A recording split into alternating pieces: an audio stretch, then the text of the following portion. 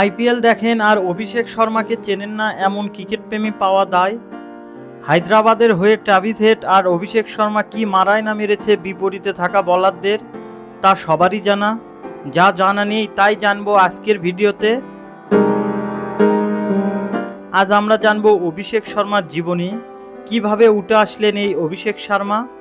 যারা আমাদের ভিডিওটা প্রথম দেখছেন তারা আমাদের চ্যানেলটি সাবস্ক্রাইব করে দেবেন, আর ভিডিওটি ভালো লাগলে অবশ্যই একটা লাইক দিয়ে আমাদের পাশে থাকবেন। চলুন দেখে নেওয়া যাক অভিষেক শর্মার জীবনী।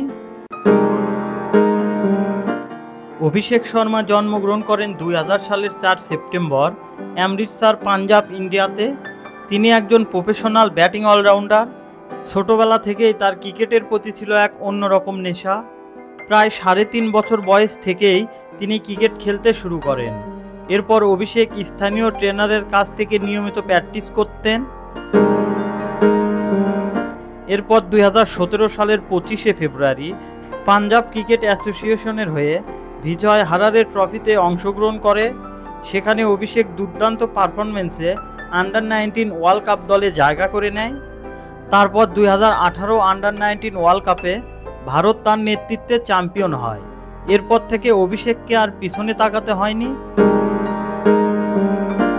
তিনি আইপিএল সিজন 11তে 20 লাখ রুপিতে দিল্লি ক্যাপিটালসে জায়গা পায়।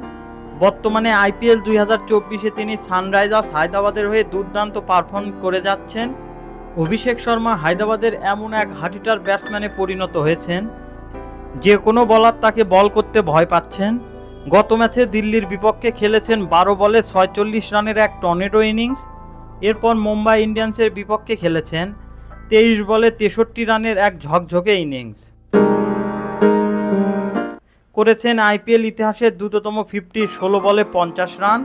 তার এমন দুর্দান্ত ব্যাটিং দেখে বলাই যায় বর্তমান ভারত ক্রিকেট দল খুঁজে পেয়েছেন সময়ের সেরা তরুণ এই ওপেনার হার্ড-হিটার ব্যাটসম্যানকে, যিনি রাজ করতে যাচ্ছেন পুরো ক্রিকেট বিশ্ব। প্রিয় দর্শক, খেলাধুলার সকল আপডেট সবার আগে পেতে আমাদের নিউজ এক্সট্রা বিডি ইউটিউব চ্যানেলটি সাবস্ক্রাইব করুন। পাশাপাশি আমাদের নিউজ এক্সট্রা বিডি ফেসবুক পেজটি ফলো দিন। এতক্ষণ আমাদের সাথে থাকার জন্য আপনাদের জানাই আন্তরিক ধন্যবাদ।